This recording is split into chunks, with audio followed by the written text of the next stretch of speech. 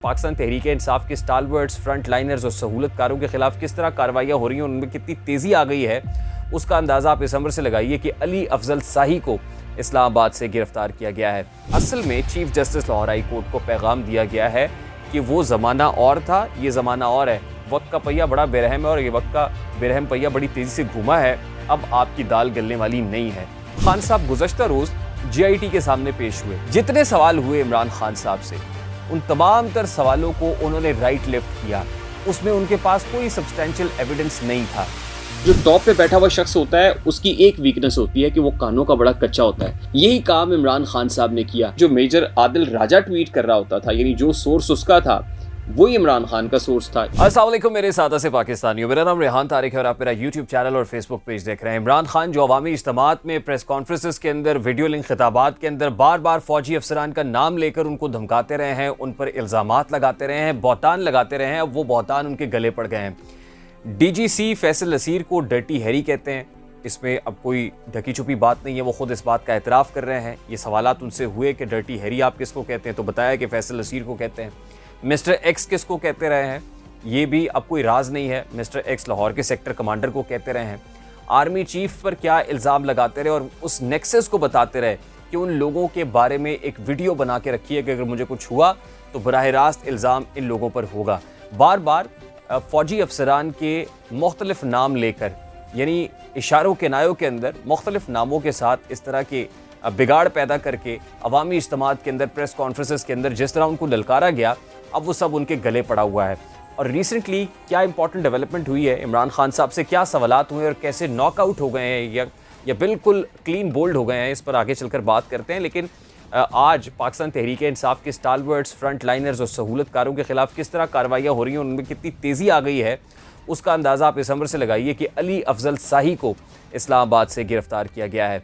अली अफजल शाही Lahore high court की chief justice अमीर भट्टी के दामाद हैं और इसीलिए लाहौर हाई कोर्ट को उर्फ़-ए-आम में दामाद हाई कोर्ट भी कहा जाता रहा है। और अली अफजल शाही कैसे पाकिस्तान तहरीक इंसाफ के लिए सहूलतकारी करते रहे थ्रू अपने ससुर के, अब ये भी कोई राज नहीं है। और अली अफजल शाही की जो गिरफ्तारी है उसमें एक वाज़ेह पैगाम है, ये बड़ी सिंबॉलिक अरेस्ट है। आज से पहले जो चीफ जस्टिस खुद अपने दामाद की कैंपेनिंग करते रहे और अब इसके यानी शाहिदीन बहुत सारे हैं जो ये बताते रहे कि चीफ जस्टिस ने किस तरह उनकी कैंपेनिंग के लिए जो मुखालिफ उम्मीदवार हैं उनसे रुजू किया और कहा कि आप इसके हक़ में बैठ जाइए या आप इनको रास्ता दे देखें, बेटियां तो सबकी साझी होती हैं। ये जुमला बड़ा मशहूर है कि जिसमें कहा गया था बेटियां सबकी साझी होती हैं, हमारी भी बेटी है, अली अफजल हमारा दामाद है, बेटा है, तो उसको ज़रा कैंपेन के अंदर रास्ता दें, उसके लिए जगह बनाएं तो आपको भी फ़ायदा होगा। यानी ये चीफ जस्टिस जो लाहौर हाई कोर्ट के सिटिंग चीफ जस्टिस हैं वो इस तरह की बातें कर रहे थे, तो उन्हीं के अब दामाद को गिरफ्तार करके असल में chief justice Lahore high court को पैगाम दिया गया है कि वो ज़माना और था, ये ज़माना और है। वक्त का पहिया बड़ा बेरहम है और ये वक्त का बेरहम पहिया बड़ी तेज़ी से घूमा है, अब आपकी दाल गलने वाली नहीं है। और शायद यही वजह है कि आज लाहौर हाई कोर्ट से एक बड़ा इंपॉर्टेंट डिसीजन भी आ गया है कि पाकिस्तान तहरीक इंसाफ के वो 70 MNAs जिनके नोटिफिकेशन को कलअदम करार दिया गया था, अब उनको बहाल किया गया था बतौर MNA, अब उस जो डिसीजन है उसको होल्ड कर दिया गया है लाहौर हाई कोर्ट के बेंच की तरफ से। यानी वो पाकिस्तान तहरीक इंसाफ के MNAs जिनकी रुकनीत बहाल कर दी गई थी लाहौर हाई कोर्ट के एक फ़ैसले के साथ, अब उन्हीं MNAs की जो रुकनीत है फिर होल्ड कर दी गई है। यानी उस फैसले को जो 2 रुकनी बेंच का था वो कलअदम करार दे दिया गया है लाहौर हाई कोर्ट की तरफ से। यानी सुप्रीम कोर्ट ऑफ पाकिस्तान के साथ साथ लाहौर हाई कोर्ट के अंदर भी खासी तब्दीली दिखाई दे रही है। यानी मामलात खासे तब्दील हो गए हैं। अगर ये कहा जाए कि हवाओं का रुख बदल गया है तो ये कहना गलत नहीं होगा। इमरान खान साहब ने अब से कुछ देर पहले एक ट्वीट की और उस ट्वीट के अंदर ये कहा कि सानहा 9 मई का अगर आपने अंदाज़ा लगाना है कि इसके पीछे कौन था, तो फिर आप एक सवाल का जवाब तलाश करें और वो ये है कि इसका फ़ायदा किसको हुआ है। तो बराह रास्त आप देख लें कि इसका फ़ायदा 9 मई के बाद किसको हुआ है और कौन पॉलिटिकली गेन कर रहा है। अब इमरान खान साहब से कोई सवाल ये पूछे कि अगर आपने इतना ही सिंपल क्वेश्चन इस अंदाज में पूछना है तो फिर आप वो वीडियोस देख लें कि 9 मई में तोड़ फोड़ करने वाले कौन थे, वो कौन लोग थे जो आके GHQ के ऊपर अटैक कर रहे थे, जिन्ना हाउस पे अटैक कर रहे थे, कर्नल शेर खान के मुजस्मे को बेदर्दी से तोड़ फोड़ कर रहे थे, उसकी बेतौकीरी कर रहे थे, वो कौन लोग थे जिन्होंने रेडियो पाकिस्तान पेशावर के ऊपर अटैक किया था। तो मेरा ख्याल है कि अगर बहुत ही सिंप्लीफाई करना है तो आपके सवाल से भी ज़्यादा सिंपल बात यह है کہ ویڈیوز دیکھ لیں, تصویریں دیکھ لیں, کیونکہ تصویریں تو جھوٹ نہیں بولتی ہیں. تو عمران خان اب اپنا غم غلط کرنے کی کوشش کر رہے ہیں, کیونکہ انہیں اس بات کا ادراک ہو گیا ہے کہ 9 مئی کو انہوں نے اپنے پاؤں پہ ایسی کلہاڑی ماری ہے کہ جس کا ازالہ, اب جس غلطی کا ازالہ ممکن نہیں ہے. اور جو ٹون اور ٹینر عمران خان صاحب کا بھی دکھائی دے رہا ہے, اس کے بعد تو ان کے لیے پشتوں میں کہتے ہیں نا کہ داؤ غلطی گنجائش نشتا, تو اب غلطی کی گنجائش نہیں ہے صاحب.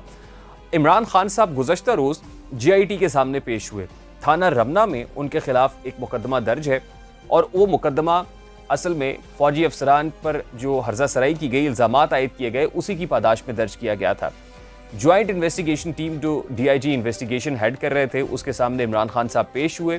بڑے سادہ سے سوالات اس جوائنٹ انویسٹیگیشن ٹیم کی طرف سے کیے گئے. پہلا تو ان کو ویڈیو کلپس دکھائے گئے, وہ ویڈیو کلپس جس میں وہ فوجی افسران کے اوپر براہ راست اٹیک کر رہے تھے, الزامات عائد کر رہے تھے, خاص طور پہ DGC فیصل نصیر کو ڈرٹی ہیری کہتے ہیں. تو ان ویڈیو کلپس کو دکھانے کے بعد عمران خان سے پہلے سوال کیا گیا کہ کیا آپ ان ویڈیو کلپس کو اون کرتے ہیں؟ تو عمران خان نے کہا بالکل, یہ ویڈیو کلپس میں بالکل اون کرتا ہوں, میں نے ایسی باتیں کی ہیں. دوسرا سادہ سوال جو عمران خان سے کیا گیا وہ یہ کہ کیا آپ کے پاس ان الزامات کے ثبوت موجود ہیں؟ اس کا جواب سٹریٹ اوے نو تھا کہ میرے پاس ان الزامات کے ثبوت موجود نہیں ہیں. سوال عمران خان صاحب سے ہوا کہ آپ ڈرٹی ہیری کس کو کہتے ہیں؟ انہوں نے کہا جی فیصل نصیر کو کہتے ہیں, جو DGC ہیں. فیصل نصیر سے کیا آپ کی کبھی کوئی ملاقات ہوئی ہے؟ فیصل نصیر کو سے کبھی کوئی ملاقات نہیں ہوئی. آپ کو کیسے پتہ ہے کہ اس کے پیچھے DGC ہیں, فیصل نصیر ہے؟ انہوں نے کہا جی مجھے کسی نے بتایا تھا. اب پھر جو عمران خان صاحب ایک الزام عائد کرتے ہیں کہ جس کسی کو بھی گرفتار کیا گیا, حراست میں لیا گیا, اس کو دوران حراست ننگا کر کے تشدد کیا گیا. آپ کے پاس اس کا ثبوت موجود ہے؟ عمران خان صاحب نے اس کا جواب پھر آئے بائیں شائیں میں دیا کہ مجھے کسی نے کہا, مجھے کسی نے بتایا, اب مجھے کہیں سے اطلاع ملی کہ ایسا ہے. جتنے سوال ہوئے عمران خان صاحب سے, ان تمام تر سوالوں کو انہوں نے رائٹ لیفٹ کیا. اس میں ان کے پاس کوئی سبسٹینشل ایویڈنس نہیں تھا. یہ اصل میں اسی طریقہ واردات کا تسلسل ہے جو عمران خان صاحب کی پوری پولیٹیکل کریئر کے اندر دکھائی دیا ہے کہ وہ پروپیگنڈا کرنے میں, بیانیہ بنانے کے ماہر ہیں. جھوٹ اتنا بولو کہ سچ لگنا لگے. بالکل اسی طرح جیسے ہٹلر کے جو مشیر تھے گوئبل, انہوں نے ایک فارمولا کلیہ دے دیا تھا, اور میں ہمیشہ کہتا ہوں کہ اس کلیے کے اوپر اگر عمل کیا ہے تو عمران خان نے کیا ہے کہ اتنا جھوٹ بولا ہے, اتنی ڈرم بیٹنگ کی ہے کہ عمران خان کے فالوورز اس کو سچ سمجھ کر بیٹھ گئے. اور یہی عمران خان صاحب نے آج سے پہلے متعدد بار کیا ہے. IG پنجاب کا وہ جملہ مجھے پریس کانفرنس کا یاد آ رہا ہے کہ ٹویٹ کر کے ڈیلیٹ کرنے کو تھوک کے چاٹنا کہتے ہیں. عمران خان صاحب اس میں ماہر ہیں. عمران خان صاحب کسی کے کہنے پر ٹویٹ کر دیتے ہیں, پھر جب ان کو ادراک ہوتا ہے کہ یہ بات تو بالکل غلط ہے یا آؤٹ آف کانٹیکسٹ ہے, اس کا تو اس معاملے سے لینا دینا کوئی نہیں ہے, تو آسانی سے ٹویٹ ڈیلیٹ کر کے یعنی دم دبا کے بھاگ جاتے ہیں. تو جہاں ٹویٹ آپ کو ڈیلیٹ کرنا پڑے, جہاں اپنے دیے ہوئے سٹیٹمنٹ کے پاؤں نہ ملیں, جہاں اپنے دیے ہوئے سٹیٹمنٹ کے اوپر آپ کھڑے نہ ہو سکیں, تو پھر ایسے شخص کو کیا کہتے ہیں؟ پھر ایسے شخص کو بہتان لگانے والا کہتے ہیں. تو آج ہم عمران خان کو اگر بہتان خان کہیں تو شاید غلط نہیں ہوگا. اور بہتان لگانے والے کی سزا ہمارے مذہب کے اندر اسلام میں کیا ہے وہ بھی آپ سب کو پتہ ہے. اپنے ویسٹڈ انٹرسٹ کے لیے, اپنے گین کے لیے آپ نے فوجی افسران کو اٹیک کیا, ان کی فیملیز کی جانوں کو خطرے میں ڈالا, آپ نے ملک کے لیے بدنامی کی, اور یہ پروپیگنڈا آپ نے انٹرنیشنل لیول کے اوپر کیا. یعنی آپ نے انٹرنیشنل میڈیا کو بلا کے یہ سب باتیں کی. آج جب آپ سے ان سوالوں کے ثبوت مانگے جا رہے ہیں تو خان صاحب آپ کے پاس اس کے ثبوت موجود نہیں ہیں, جس سے یہ اندازہ لگایا جا سکتا ہے کہ آپ کے جو کاؤنٹر اس وقت لوگ آ کے کھڑے ہو گئے ہیں مخالفت میں, ان کے پاس ہر طرح کا ثبوت موجود ہے, ہر طرح کا سبسٹینشیل ایویڈنس موجود ہے, سبسٹنس ہے جو آپ کے خلاف گھیرا تنگ کرنے کے لیے, کارروائی کرنے کے لیے کافی ہے. اور یہی ہم نے اپنے پہلے ولاگ کے اندر بتایا تھا کہ اب عمران خان صاحب کی سٹون ٹینر کی وجہ سے یہ بات اسٹیبلش ہو گئی ہے کہ کارروائی تو ہونی ہے.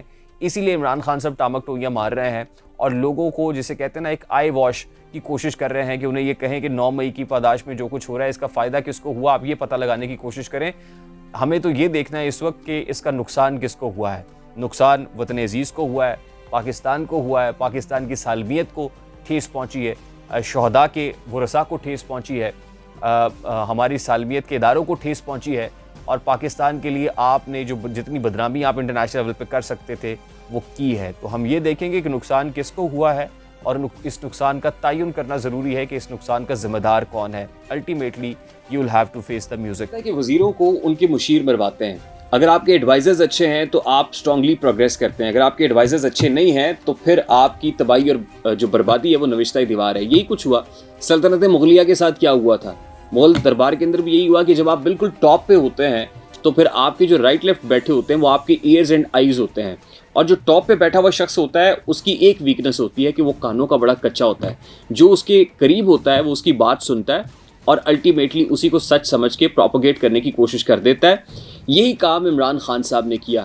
ایک تو یہ کہ عمران خان صاحب کے جو رائٹ لیفٹ بیٹھے ہوئے تھے مشیر تھے، وہ غلط مشورے دے رہے تھے، اور چودھری پرویز الہی صاحب کے وہ زبان زدیام جملے کیسے بھولے جا سکتے ہیں کہ فواد چودھری اگر پہلے پکڑا جاتا تو معاملات خراب نہ ہوتے۔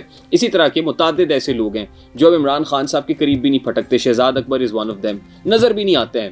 اسی طرح جو باہر بیٹھ کے پروپیگنڈا کر رہے تھے ان میں جو عادل فاروق راجہ ہے، میجر عادل فاروق راجہ، اس کی طرف سے جو پروپیگنڈا کیا گیا اور جس طرح کی ٹویٹس داغی گئیں، اور وہ یہ بتانے کی کوشش کرتا رہا کہ وہ انر سرکلز کے ساتھ کنیکٹڈ ہے کیونکہ فوج میں اس کے کنیکشنز موجود ہیں، اس نے فوجی سروس کی ہے اور وہاں سے خبریں آ رہی ہیں۔ وہاں سے جو میجر عادل راجہ ٹویٹ کر رہا ہوتا تھا، یعنی جو سورس اس کا تھا وہی عمران خان کا سورس تھا، یا پھر میجر عادل راجہ عمران خان کا سورس تھا کہ وہاں لندن میں بیٹھ کے جو وہ ٹویٹ کرتا تھا بیان ہی وہی ٹویٹ عمران خان صاحب کر دیتے تھے۔ یعنی اس میں رتی برابر اس کے مفہوم کے اندر کوئی ملاوٹ نہیں ہوتی تھی۔ اگر اس نے یہ بتایا ہے کہ ڈی جی سی یا فیصل نصیر یہ پلان بنا رہا ہے تو عمران خان صاحب نے ایگزیکٹلی نہ صرف ٹویٹ کی بلکہ وہی بیانیہ جا کے اپنی پریس کانفرنسز کے اندر اور جو خطابات ہیں ان کے اندر اپنا لیا۔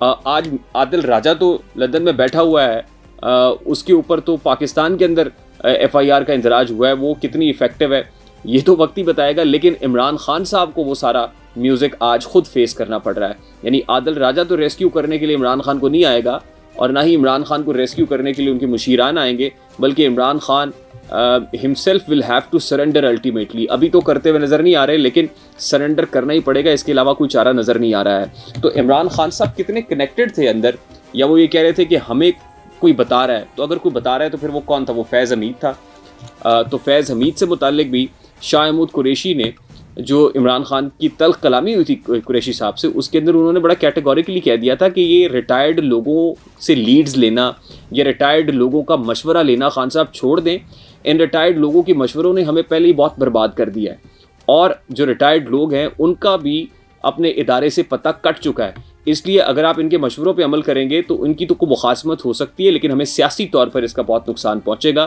لیکن عمران خان صاحب نے اس روش کو ترک نہ کیا اور اس مشورے پر عمل نہیں کیا، اور یہی وجہ ہے کہ آج انہیں یہ دن دیکھنا پڑ رہا ہے۔ مجھے ریحان طارق کو اجازت دیجیے، اپنا بہت سارا خیال رکھیے گا۔ السلام علیکم۔